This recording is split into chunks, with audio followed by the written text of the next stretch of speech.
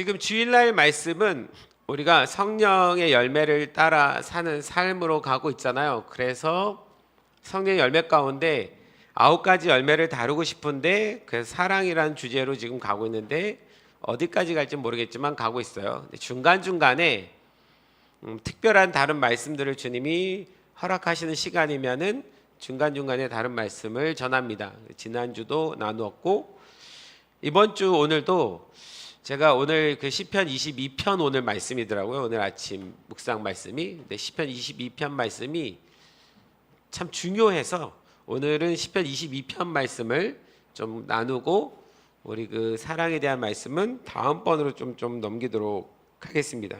여러분 시편 22편 한번 말씀 보세요.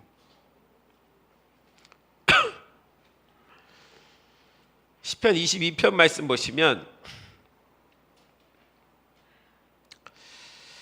이 시편 22편 말씀은 여러분 1절부터 21절까지는 탄원시예요. 뭔가 이렇게 하나님께 탄원하는 이야기입니다. 그리고 22절부터 31절까지는 하나님께 도움을 원하는 찬양의 감사시예요.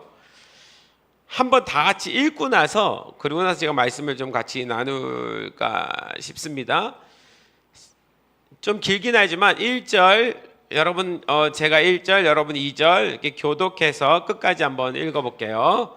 자, 함께 교독하겠습니다. 내 하나님이여 내 하나님이여 어찌 나를 버리셨나이까? 어찌 나를 멀리하여 돕지 아니하시오며 내 신음소리를 듣지 아니하시나이까?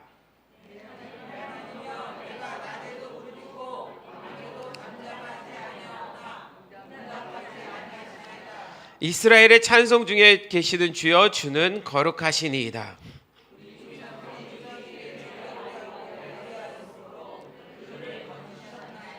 그들이 주께 부르짖어 구원을 얻고 주께 의뢰하여 수치를 당하지 아니하였나이다.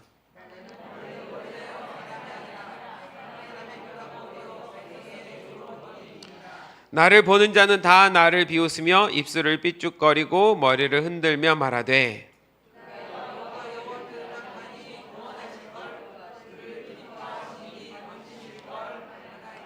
오직 주께서 나를 모태에서 나오게 하시고 내 어머니의 젖을 먹을 때에 의지하게 하셨나이다.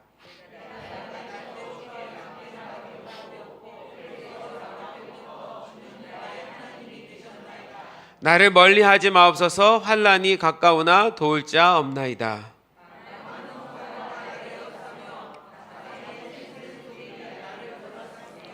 내게 그 입을 벌림이 찢으며 부르짖는 사자 같으니이다.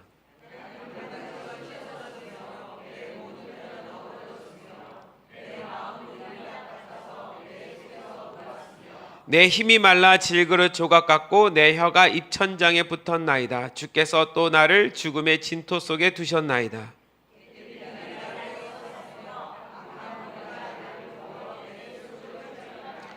내가 내 모든 뼈를 셀 수 있나이다. 그들이 나를 주목하여 보고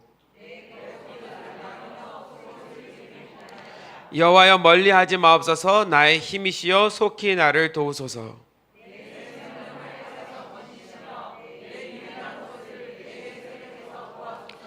나를 사자 입에서 구하소서. 주께서 내게 응답하시고 들소의 뿔에서 구원하셨나이다.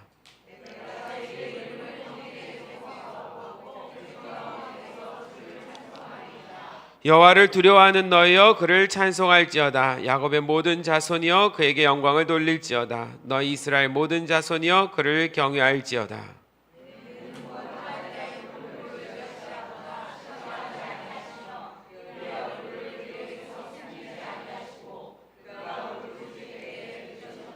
큰 회중 가운데서 나의 찬송은 주께로부터 온 것이니 주를 경외하는 자 앞에서 나의 서원을 갚으리이다.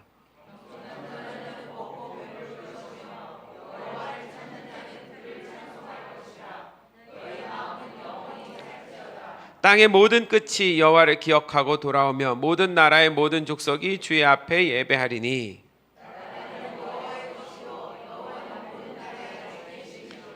세상의 모든 풍성한 자가 먹고 경배할 것이요 진토 속으로 내려가는 자 곧 자기 영혼을 살리지 못할 자도 다 그 앞에 절하리로다.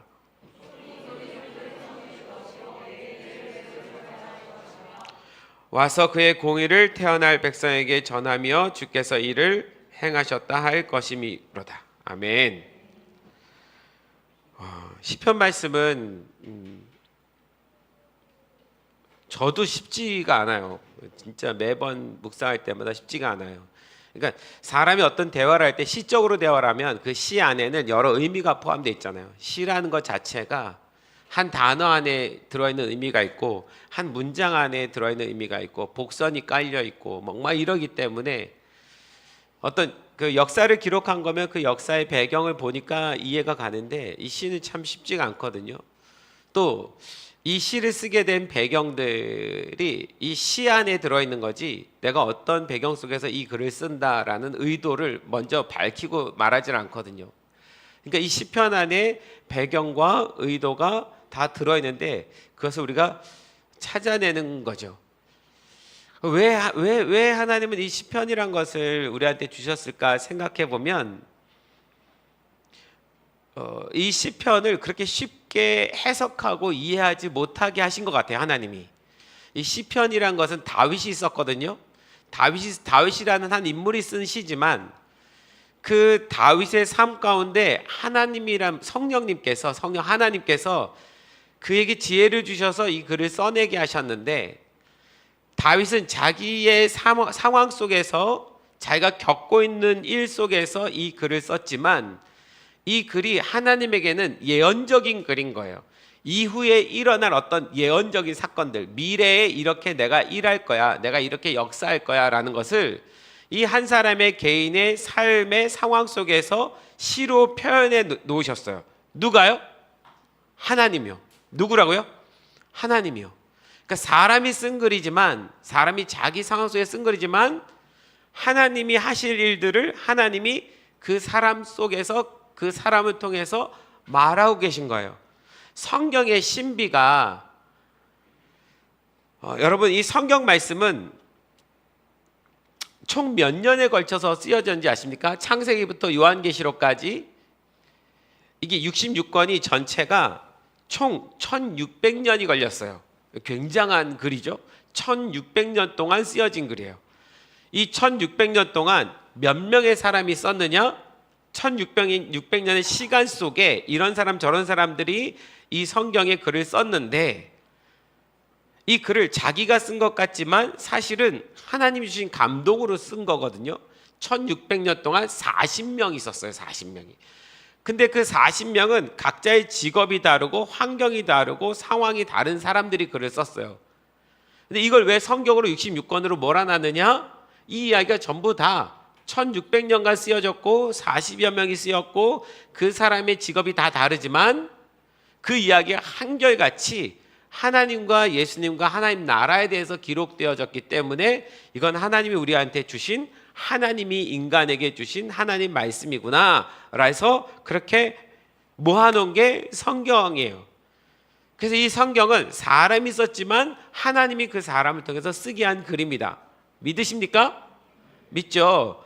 우리가 이 성경은 누가 썼다, 누가 이런 환경 속에 썼다, 누가 이런 배경 속에 이걸 썼다라고 말을 하지만 사실은 하나님이 그 사람을 그 배경과 환경 속에 집어넣은 이유는 하나님 자신에 대한 설명을 하기 위해서 그 사람을 그 환경에다 집어넣으시는 거예요. 그래야 하나님의 말씀이 하나님 뜻이 이해가 가니까. 그럼 하나님은 우리의 감정과 우리의 상황도 굉장히 고려하시면서 이끌어 가시는 분이에요. 하나님 나라를 설명하기 위해서 이 사람을 여기다 집어넣어서 그 상황 속에 그 글을 쓰게 하는 거예요. 그래서 하나님이 뭘 원하시는지를 그의 감정 속에 토로하게 만드는 거예요. 저는 그래서 이 성경이 진짜 하나님의 글이 맞구나라는 생각이 드는 게 어떤 한 탁월한 한 사람을 통해서 한 사람이 만약에 처음부터 끝까지 글을 다 쓴 거라면 전 성경으로 받아들일 거 아닙니다. 1600년이라는 시간 속에 40여 명의 각양각색의 직업과 환경을 가진 사람이 어떻게 동일하게 하나님에 대해서 똑같이 이렇게 쓸 수 있을까? 여기에는 시도 있고 그 역사를 기록한 역사서도 있고 여기에는 또 뭐도 있나요? 네? 네, 서신도 있고 막 종류가 다 다양한데 그 모든 것이 다 누구를 향한 설명입니까? 이 66권 딱 해갖고 압축해갖고 딱 한 단어로 나오면 누굴까요? 예수님입니다. 다 예수님 얘기예요. 예수님이 누구시죠? 하나님의 아들 예수님이요. 우리를 구원하러 오신, 이 땅에 오신 하나님이신 그분이 이 땅에 인간의 몸을 입고 내려오신 예수님이요. 여러분, 제가 주일날 설교는 이미 여러분들이 다 아는 내용일 수도 있겠지만 겸손한 마음으로 조금 더 낮춰서 우리가 다 모른다는 생각 속에서 말씀을 나누도록 할게요.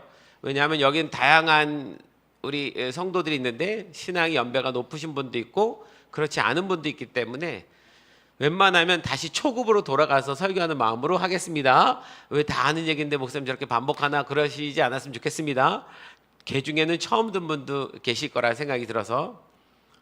그러니까 이 시편도 다윗이 이 시편을 쓸 때에 다윗은 자기 상황 속에서 쓴 시인데, 근데 이 시를 가만히 읽어보면 우리는 이 모든 역사를 다 알고 나니까 이 글이 전부 예수님을 향한 글이라는 것을 이해하게 되는 거예요.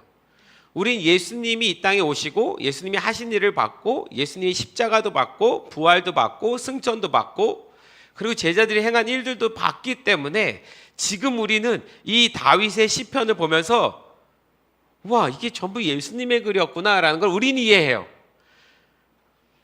참 놀라운 겁니다. 그래서 이 시편 22편을 다시 한번 볼게요. 1절부터 보시면 이렇게 다윗이 고백합니다.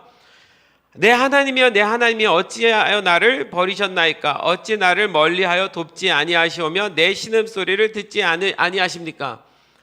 다윗이 분명히 지금 힘든 상황이 있어요. 내 하나님이여 내 하나님이여 어찌하여 나를 버리셨나이까? 어찌하여 나를 버리셨나이까? 라고 말할 정도면 정말 힘든 거예요.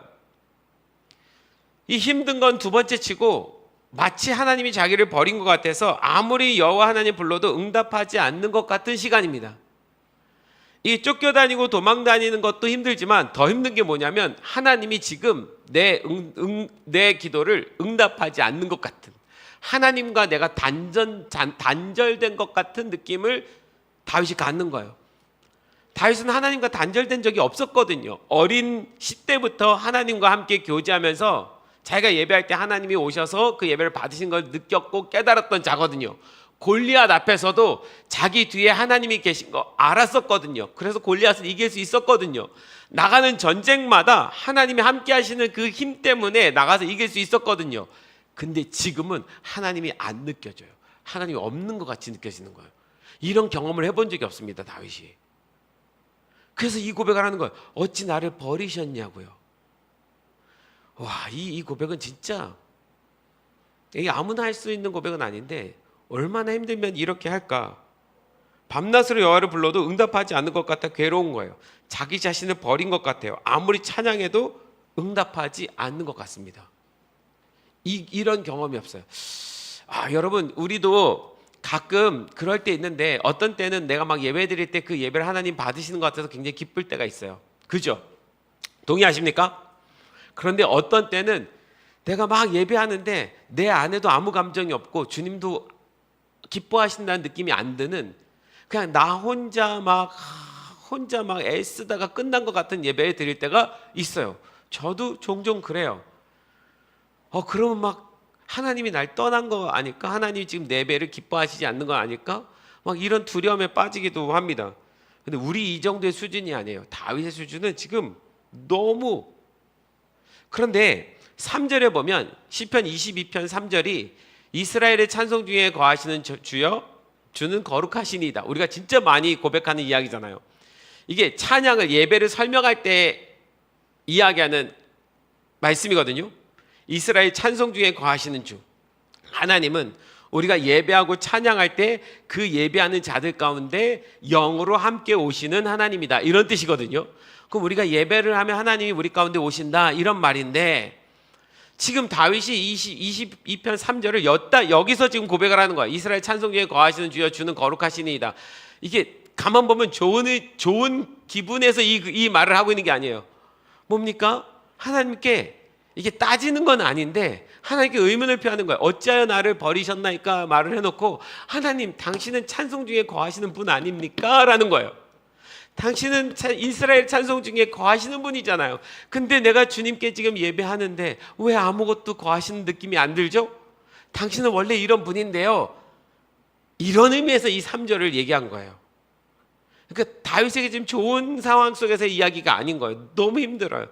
하나님, 왜 내가 예배하는데 아무 응답하지 않습니까? 왜 나를 버린 것 같습니까? 4절로 넘어가 보면 다윗이 이걸 더 넘어가서 우리 조상들이 하나님 당신께 부르짖고 당신께 외쳤을 때 우리 조상들 오셔서 구원해 주지 않았습니까? 라는 이야기를 해요. 구원해 주셨습니다 라고 말하지만 다윗이 하고 싶은 얘기인 거예요. 우리 조상들이 그 애굽에 그렇게 노예로 있을 때 부르짖었을 때 조상들을 구원해 주셔서 가나안으로 인도하신 분이 하나님 아닙니까? 하나님은 그런 분이지 않습니까? 근데 왜 지금 나는 인도하는 것 같지 않죠? 왜 나는 아무 인도함을 못 받고 있죠? 왜 나는 버림받은 것 같죠? 원래 하나님 그런 분 아니잖아요. 이게 지금 문맥의 이야기입니다. 더 나아가서요, 22장 6절에 보면 다윗이 이렇게 하다가 이게 북받쳤는지 나는 벌레요. 여러분, 이 고백이 얼마나 힘들면 하나님, 이제 난 벌레입니다. 어렸을 때 우리 장로님들이 대표기도 할 때 나오셔서 쓰시는 말씀들이 있었어요. 벌레만도 못한 우리를. 그게 막 맞는 거야. 이 고백에서 나오는 거야. 난 벌레예요. 하나님, 난 하나님이 없는 나는 그 무엇도 아니고 버러지 같은 인생입니다. 이런 말이에요. 나는 벌레요, 사람이 아니라. 지금 내 상황은 사람들이 비방하고 조롱하고 나는 사람 취급 지금 못 받고 있고 그냥 벌레입니다. 나를 보는 자가 다 나를 비웃으며 입술을 삐죽거리고 머리를 흔들며 말하되, 다윗을 향해서 사람들이 그러는 거예요. 지금 이 다윗이 그럼 이 상황은 아마 사울에게 쫓김을 받아서 도망 다니든지 아니면 압살롬에게 쫓겨서 도망을 다니든지 그런 상황 속에 있는 거예요.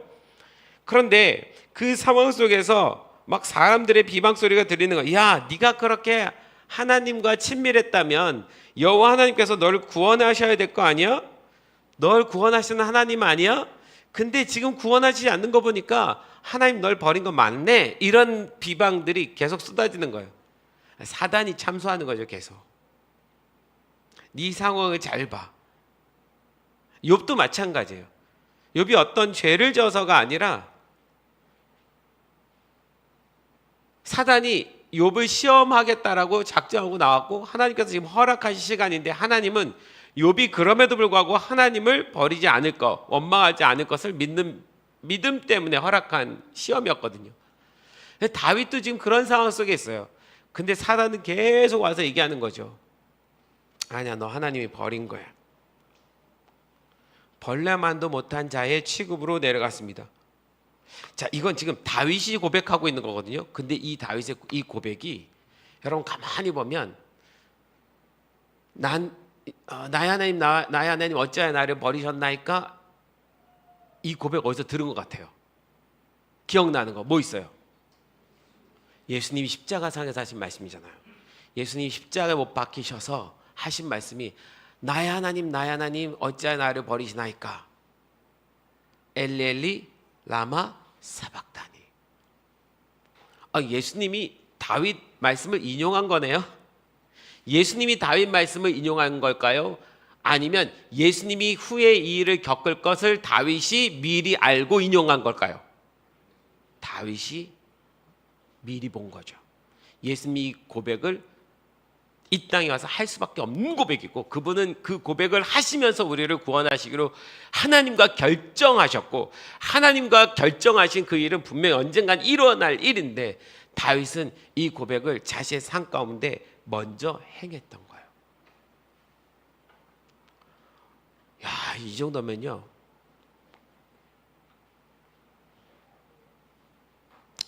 이렇게 하나님의 놀라운 역사를 다윗은 미리 봤어요.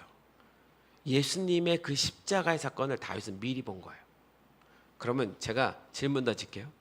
이렇게 하나님의 그 마음, 하나님이 무엇을 행하실지를 알고 싶은 그 마음 우리 안에 있습니까? 없습니까? 있죠. 이걸 알려면 이 고난을, 버림받은 고난을 겪어야 돼요.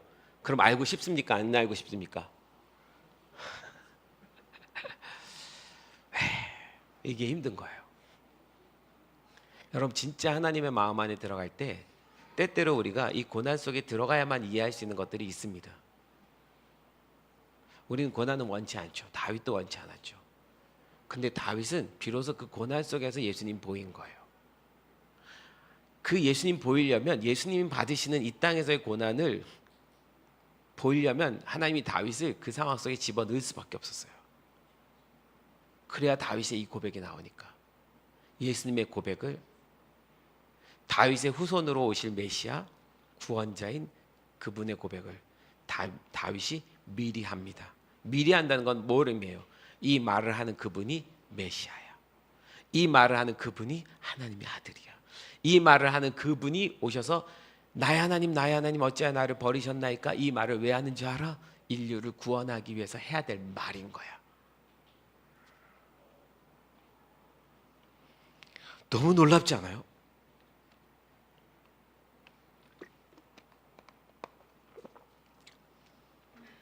6절 8절에 보면요, 아니 아까 그 6절에 나는 버러지요 뭐 사람이 아니고 비방거리고 나를 보는 사람 다 비웃고 삐죽거리고 야 너 네가 하나님을 여호와를 의지하니까 여호와께서 구원하실 것 아니냐라고 비난하고 조롱하는 그 이야기를 다윗이 들었는데, 이 말씀이요,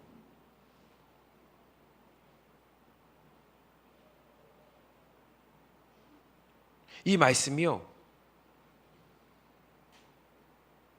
누가복음 23장 35절에서 37절에 보면 예수님께서 십자가에 못 박혀 돌아가시는 그 상황 속에 사람들이 한 말하고 똑같아요.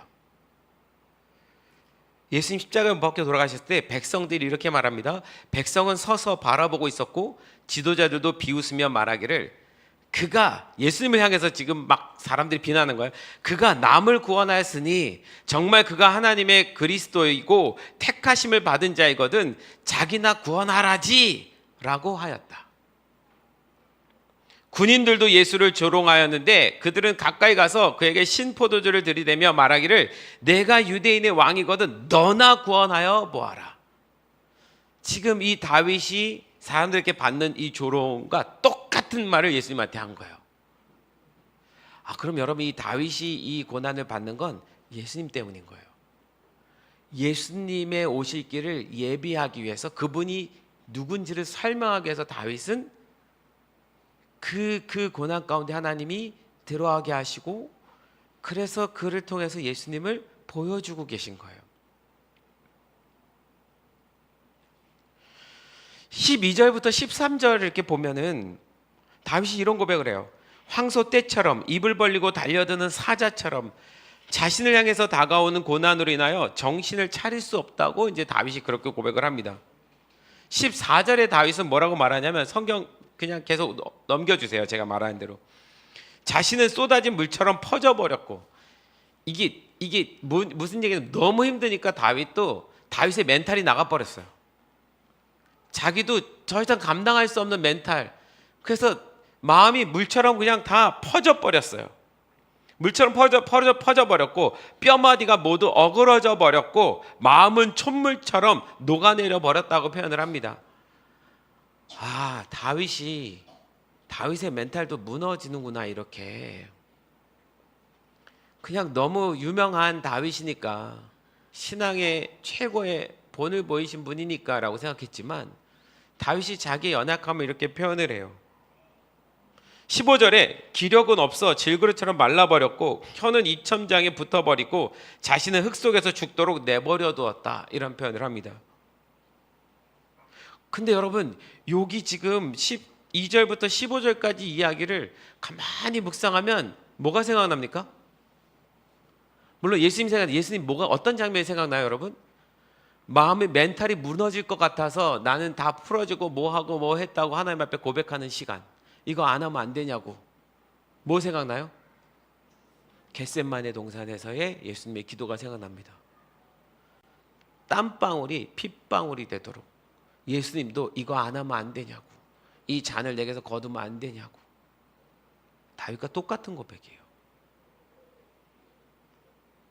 하나님의 아들이지만 인간의 몸을 입고 오셨고 인간의 정서를 갖고 있기 때문에 힘든 건 힘든 거예요.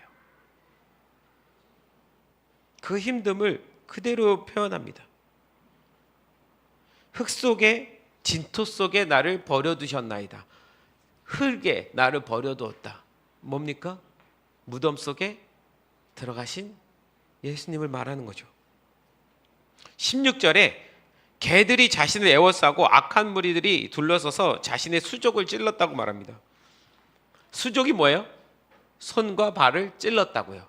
악한 무리들이요. 뭐 생각나세요? 예수님의 십자가에서의 손과 발의 못 박히며. 22장은 정확하게 예수님이 십자가에서의 모든 사건을 그대로 설명하고 있어요. 다윗이 마치 그 십자가 사건을 보고 있는 것처럼 설명해요. 근데 다윗은 그 십자가 사건을 보고 있는 게 아니라 사실 자기가 당한 심정을 표현하고 있는 건데, 그게 정확히 예수님이 어떤 일을 당하실지를 보여주고 있는 거예요.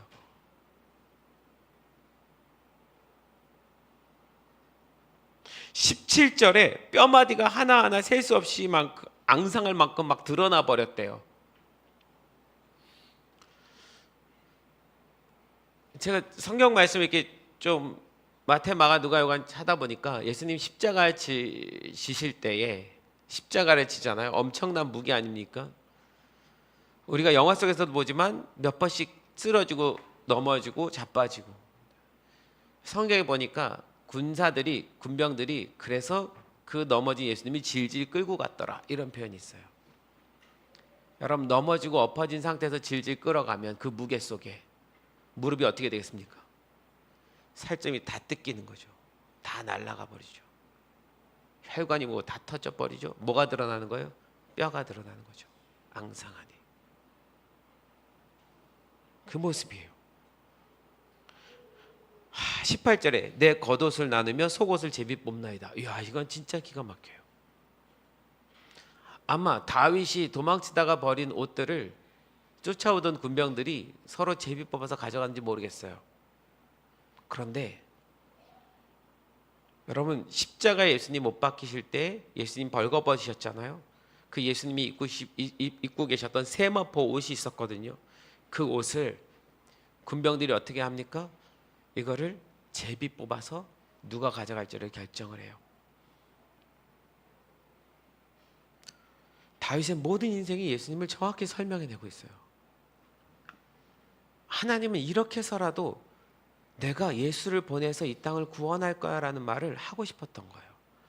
다윗 한 사람의 인생을 그렇게 구속으로 몰아가면서 하나님은 당신이 어떻게 이 인류를 구원하실지를 다윗을 통해서 설명하는 거예요. 하필이면 그 예수님이 다윗의 후손으로 오시는 거예요. 다윗은 몇 년 전 사람이에요? 예수님 오시기 전에? BC 1000년경 사람입니다. 예수님 오시기 1000년 전 사람이에요. 예수님이 이 땅에 오시기 1000년 전에 하나님은 다윗을 통해서 다 설명하셨어요. 제가 시편을 계속 묵상하면서 반복해서 하는 얘기가, 시편을 보면 계속 예수님 보인다는 얘기를 했잖아요. 전 정말 놀라워요. 매번마다 제가 매일매일 묵상한 걸 올리는 이유는 그걸 함께 발견했으면 좋겠다는 생각에서요. 지난번에 시편, 우리 뭐 다 아는 우리 모든 성도들의 집의 비밀번호는 웬만하면 다 뭐예요? 2704. 뭐 모르는 집 가서도 이렇게 2704 하면 집이 열려요. 우리 여기 2704 뭡니까? 시편 27편 4절 말씀이잖아요. 그걸 우리가 이 시편 27편 4절을 우리가 한 단어로 원띵 이렇게 표현하면서 예배했어요. 내가 하나님께 구하였던 한 가지 일, 그 한 가지, 우리도 그걸 구한다라는 믿음의 소망으로 우리가 그렇게 예배하면서 왔어요.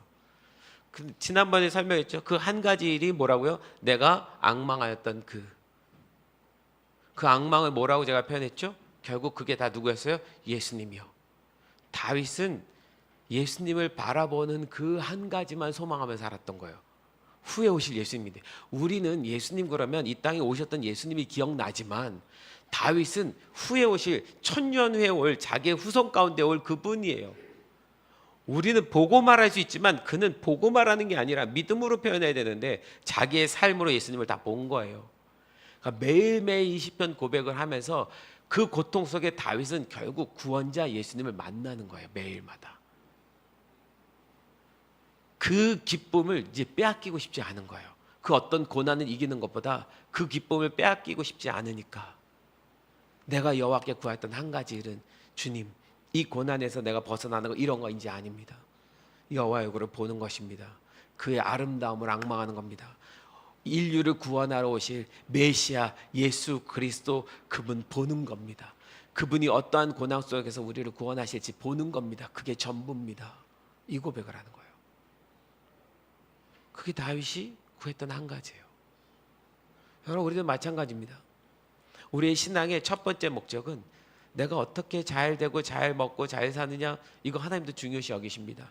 그런데 일용할 양식을 구하는 것은 주기도문에도 보면 뒷편이고 앞편은 먼저 하나님 나라예요. 예수 그리스도를 구하는 거죠. 우리의 모든 삶 가운데 내 삶 속에서 다윗처럼 예수님을 만나기를 소망합니다. 아멘. 예수님 만나야 돼요. 예수님 만나는 건 내가 어떤 좋은 환경에서 좋은 신앙 속에, 물론 그런데 어쩌면 진짜 우리는 때때로 하나님 우리에게 힘든 일을 주실 땐 진짜 예수님 만날 수 있는 기회를 우리에게 허락하시는 것인지 모릅니다. 아니면 나도 모르게 예수를 믿는다 하지만 잊혀져 가고 있어서 주님이 우리를 깨우시려고.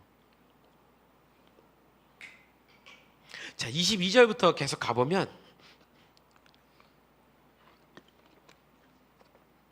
시편 22절에 보면 22절부터 이렇게 보면 24절 보세요.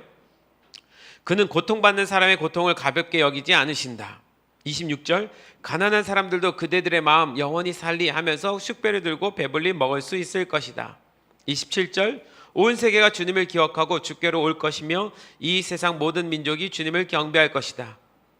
31절, 아직 태어나지 않은 세대도 주께서 하실 일을 말하면서 주께서 그의 백성을 구원하셨다라고 선포할 것이다. 제가 표준 세번역으로 읽었는데요. 여러분, 24절, 26절을 보면 가난한 사람들에게 복음이 증거될 것에 대한 이야기입니다. 예수님께서 이 땅에 오셔서 메시아로 우리를 구원하기 위해서 본격적으로 활동하신 시간은 3년입니다. 예수님이 33년을 사셨거든요. 그러니까 30살이 되시고 나서 이제 나는 하나님 보낸 그 하나 구원자 나야 라고 밝히기 시작하셨어요. 그리고 3년을 사역하시고 가셨는데 그 첫 사역하는 그때 예수님의 첫 설교가 누가복음 4장에 나오는데 이사야 61장의 말씀으로 첫 설교를 하셨습니다. 공생애의 첫 설교가 뭐냐? 가난한 자들에게 복음을 전하러 왔다. 이게 예수님의 첫 설교였어요. 그것을 지금 다윗이 이 고백을 하는 거예요. 가난한 사람들에게.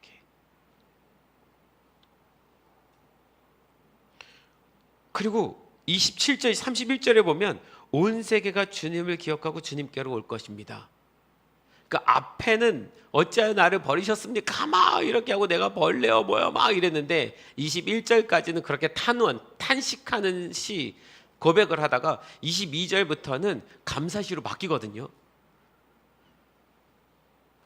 다윗의 시에 참 놀라우며 앞에 뭔 소리를 했어도 뒤에는 하나님의 영광으로 다시 돌아갑니다. 왜요? 이 예배 가운데, 이 기도 가운데 예수님 만나고 나니까, 예수님 보이고 나니까 기도가 바뀌는 거예요. 그러면서 알게 된 거죠. 온 세계가 주님께 돌아오게 될 것을. 여러분, 예수님 이 땅에 오신 이유가 뭐예요? 예수님이 이 땅에서 마지막 설교는 뭐였습니까? 가라. 첫 설교가 뭐였어요? 가난한 자들에게 복음을. 마지막 설교가 뭐였어요? 가라. 땅끝까지 가라. 모든 족속에게 가라. 아버지, 아들과 성령의 이름으로 세례를 주어라. 땅끝까지 복음이 증거되면 그제서야 내가 오리라. 그게 지금 27절 이야기예요. 31절의 이야기는 아직 태어나지 않은 세대도 주께서 하신 일을 말하면서 주께서 그의 백성을 구원하셨다라고 선포할 것이다. 여러분, 다윗에게 있어서 아직 태어나지도 않은 세대들도 그 고백을 하게 될 것이다. 이 고백 안에 누가 들어있습니까? 우리요. 태어나지도 않을 세대인 이방인인 우리, 가. 주께서 그의 백성을 구원하신다 라고 선포한 날이 올 거라고요. 이 31절 말씀이 우리에게서 이루어지고 있습니다. 할렐루야.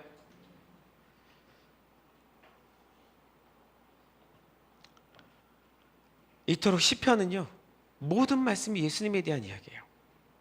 예수님이 다윗의 고난을 통해서 예수님이 십자가의 고난의 여정을 설명하고 계셔요. 하나님께서. 제가 이러다가 이걸 깨달았는데 그냥 잘 들어보세요. 다윗의 버림받음은 예수님의 버림받음을 설명하고, 예수님의 버림받음은 우리가 버림받지 않게 하시기 위함이다. 믿으십니까? 이게 중요한 핵심이에요. 다윗의 버림받음은 예수님께서 버림받으실 것에 대한 예고편이고, 예수님께서 버림받으신 이유는 우리가 버림받지 않게 하시기 위함인 거예요. 그래서 그게 은혜예요.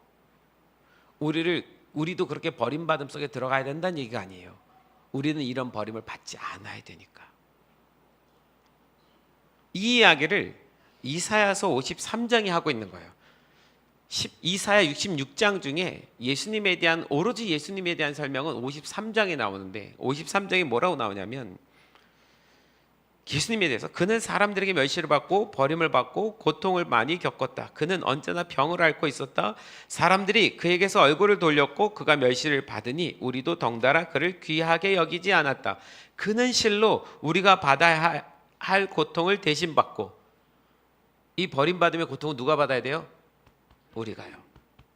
하나님으로부터 버림을 받아야 되는 존재예요. 우리는 죄악 가운데 사는 사람이니까. 근데 이 고통을 우리가 받지 않게 하기 위해서 그는 실로 우리가 받아야 할 고통을 대신 받고 우리가 겪어야 할 슬픔을 대신 겪었다. 그러나 우리는 그가 징벌을 받아서 하나님에게 맞으며 고난을 받는다고 생각하였다. 그러나 그가 찔린 것은 우리의 허물 때문이었고 그가 상처를 받은 것은 우리의 악함 때문이었다. 그가 징계를 받음으로써 우리가 평화를 누리고 그가 매를 맞음으로써 우리의 병이 나았다. 무슨 병입니까? 이 병은 하나님으로부터 버림받는 병으로부터 우리는 나은 거예요. 우리는 모두 양처럼 길을 잃고 각기 제 길로 흩어졌으나 주께서 우리 모두의 죄악을 그에게, 예수님에게 지우셨다. 버림받아야 될 우리를 위해서 예수님이 버림받으셨고, 예수님이 우리 위해서 버림받으실 거라는 것을 다윗의 버림받음 같은 그 경험을 통해서 설명하고 계시고, 그 이야기는 그래서 나는 결단코 내 자녀들을, 내 백성들을 버리지 않을 거야. 이게 하나님 마음입니다. 여러분, 이 주님 마음을 받으십니까? 주님 우리를 결코 버리지 않으십니다. 이 세상의 고통, 고난 가운데 우리를 버리시는 분이 아닙니다. 우리를 구원하시고 그 하나님 나라로 우리를 인도하시기 위해서 차라리 당신의 독생자 아들 예수를 버림받게 하신 분이십니다.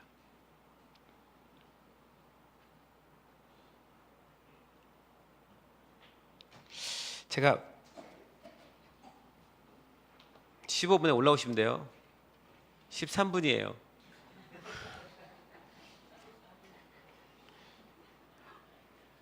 감사하게도 설교 다 끝났어요. 결론 맺을게요. 이번 주에 이렇게 하다가 갑자기 어떤 말씀이 하나 떠올랐어요. 이제 이 본문과 상관없이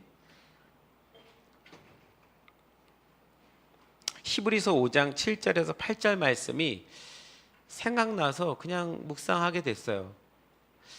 그러다가 너무 뻔한 것 같은데 내가 잊고 있었던 어떤 한 진리를 생각하게 됐어요. 히브리서 5장 7절에서 8절을 제가 읽어볼게요.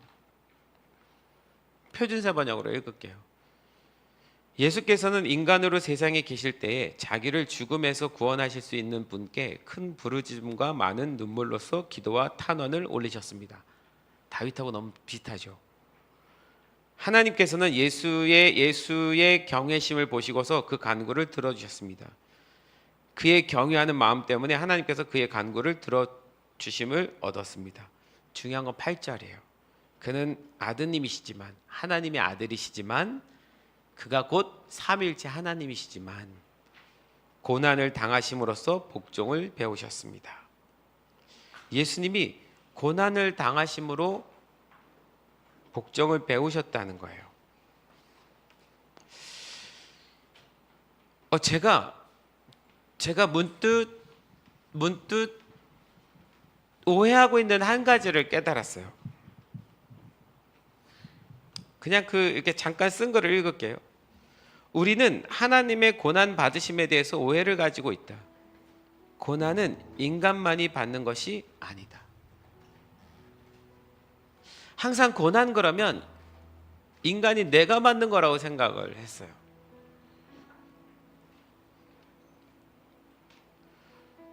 그 인간의 고난 때문에 하나님도 예수님도 함께 고난을 받으셨다.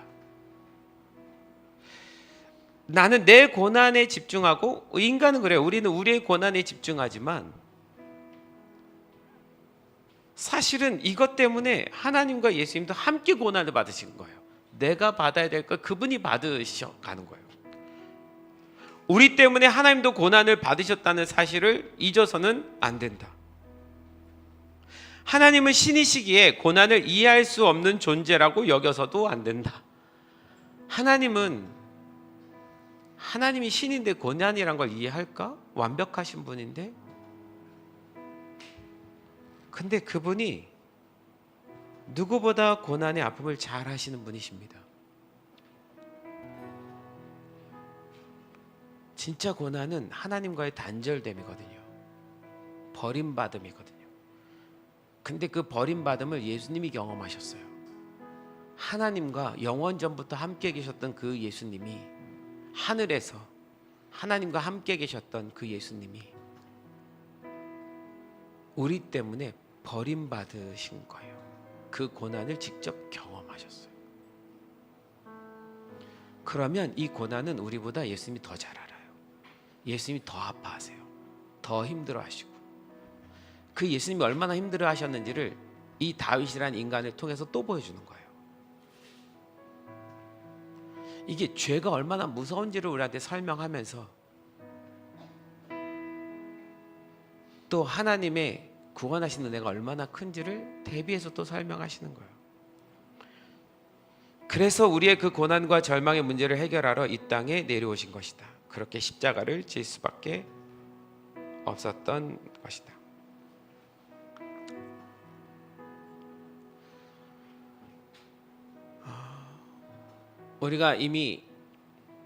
우리가 짊어져야 될 이 죄악의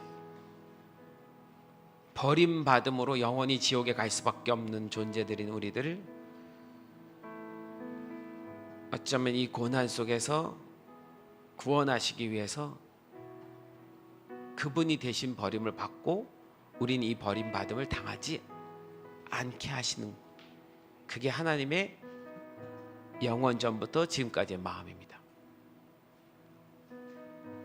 이 하나님 마음을 하나님은 당신의 백성들에게 설명하고 싶은데 설명할 방법이 없어요.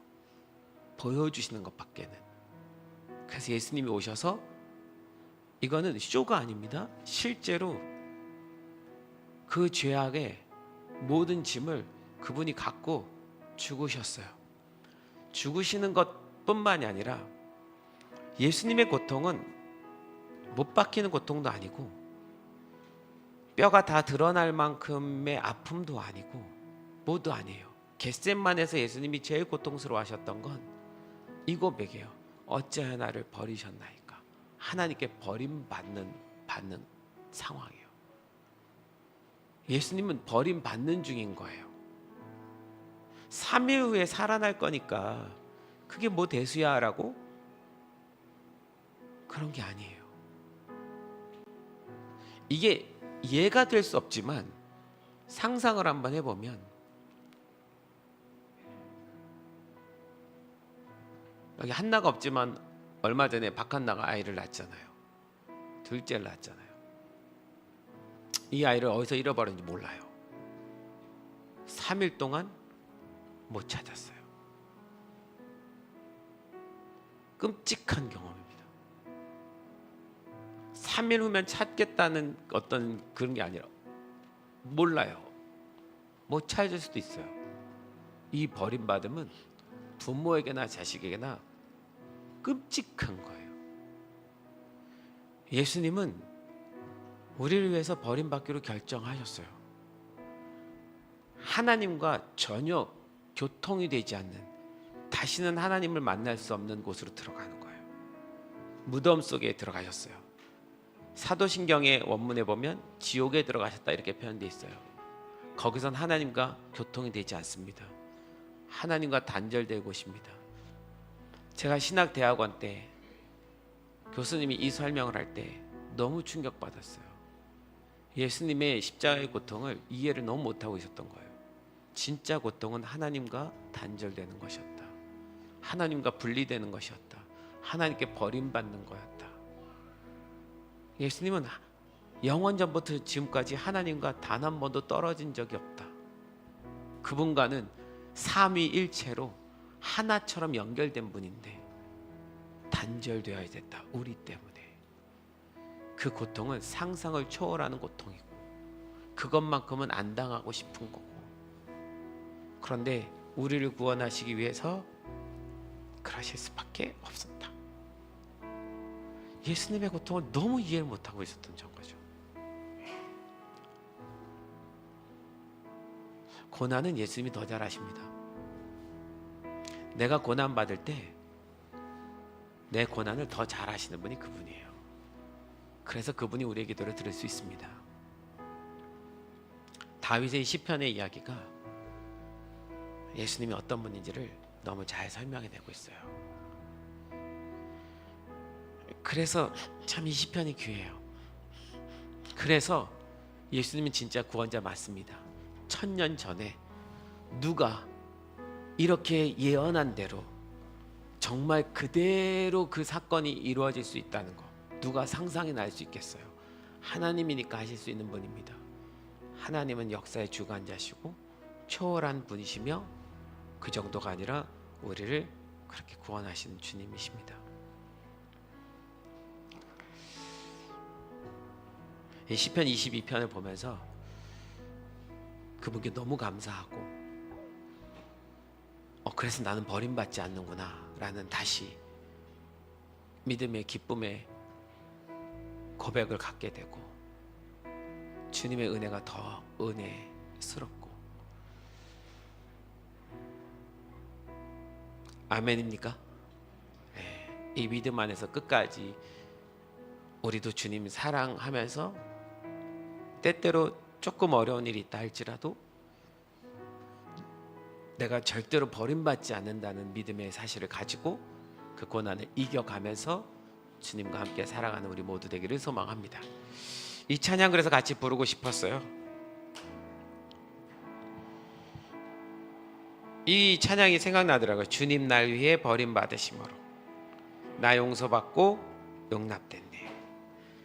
날 위해 죽으시고 부활하신 주의 성령, 이걸 깨닫게 해준 성령 네 안에 계시네. 오 놀라운 주의 사랑, 날 위해 죽으신 주, 주님 사랑 깨달았네. 기쁨으로 경배. 우리 다 일어나셔서 함께 찬양하시고 우리 감사함으로 기도하고 예배 마칩시다. 찬양하겠습니다. 주님 날 위해 버림받으심으로 나 용서받고 용납됐네. 날 위해 죽으시고 부활하신 주의 성령 내 안에 계시네. 주님 날 위해 버림받으심으로 주님 날 위해 버림받으심으로 나 용서받고 용납됐네. 날 위해 죽으시고 부활하신 주의 성령 내 안에 계시네. 한 번 더 고백합시다. 주님 날 위해 주님 날 위해 버림받으심으로 나 용서받고 용납됐네. 날 위해 죽으시고 부활하신 주의 성령 내 안에 계시네. 오 놀라운 주의 사랑, 오 놀라운 주의 사랑, 날 위해 죽으신 주. 주님 사랑 깨달았네. 기쁨으로 경배해. 오 놀라운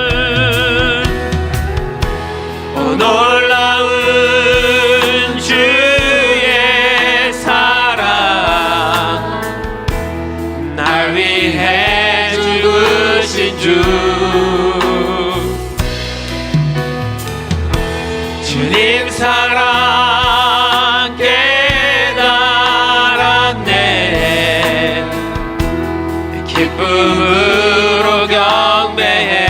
내 삶 다해, 내 삶 다해. 주 경배해, 주 경배해. 내 삶 다해, 내 삶 다해. 주경. 우리 처음부터 다시 한번 찬양합니다. 주님 날 위해.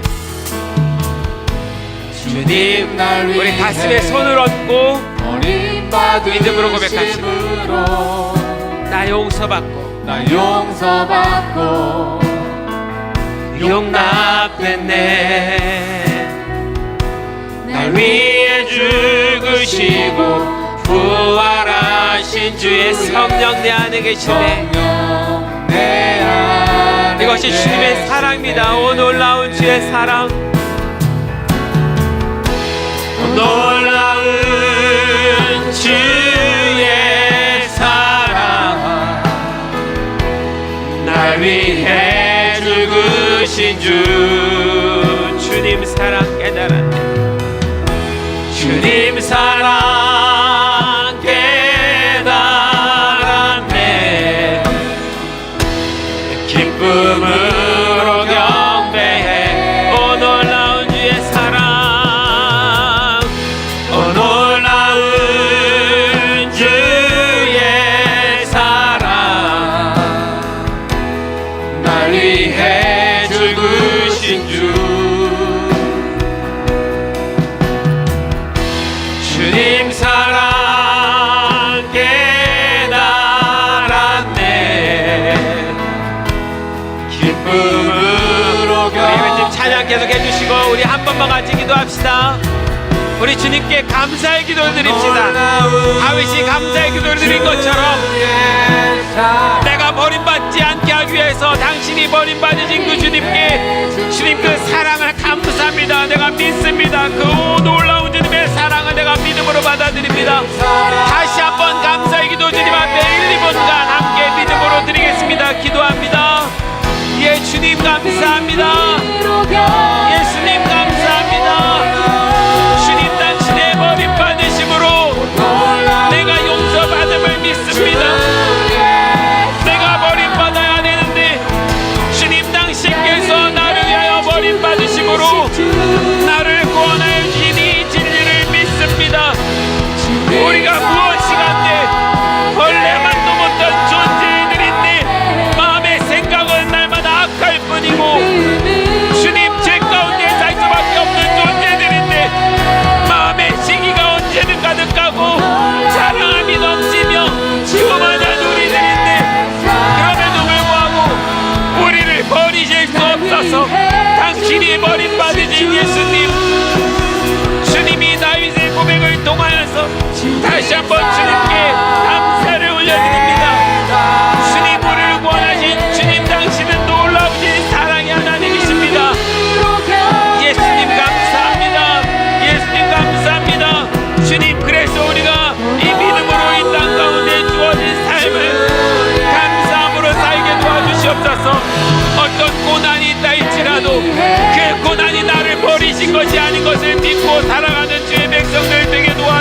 주시옵소서. 이 아침에 주님 앞에 나온 주님의 자녀들을 기억해 주시고 이 말씀으로 하나님 오늘 또한 살게 도와주시기를 소망합니다. 혹여 하나님 그 마음 가운데 무너진 자들이 있습니까? 주님께 버림받은 것 같은 마음에 괴로워하는 자들이 있습니까? 주여 이 진리의 말씀이 다시 내 마음을 깨우게 도와주시옵소서. 다시 일어나게 도와주시옵소서. 주님 날 위해 일어나신 그 주님을 따라 주님 믿음으로 살게 도와주시옵소서. 주님 오늘 주님의 사랑을 또 깨닫습니다. 주님 당신의 사랑을 깨닫습니다. 놀라운 주님의 사랑 우리가 또 깨닫습니다. 주님 주의 사랑 날 위해 죽으신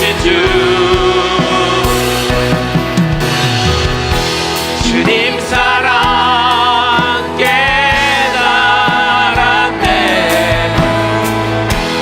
기쁨으로 경배. 오 놀라운 주의 사랑, 오 놀라운 우리 두 손을 주님께 드리고 고백하며 기도합시다. 찬양합시다. 날 위해 죽으신 주님 사랑 깨달았네. 기쁨으로 경배. 내 삶 다해 내 삶 다해 주여. 그래서 우리가 주님을 경배하는 것입니다. 내 삶 다해 주 경배. 내 삶 다해 내 삶 다해 주 경배. 여러분 그래서 주님 앞에 우리의 삶을 다해서 경배하는 삶을 멈추지 맙시다. 아멘. 어떤 고난 속에서도 주님의 사랑을 잊지 않는다면 다시 일어날 수 있습니다. 믿으십시오. 예수님으로 인해서 우리는 버림당하지 않습니다. 우리는 어떠한 경우라도 주님 안에서 하나님께 버림받지 않습니다. 우리가 믿음으로 받아들인다면. 우리 옆 사람에게 주님은 당신을 절대 버리지 않습니다 라고 하나님 마음으로 권면해 주십시오. 말해 주세요.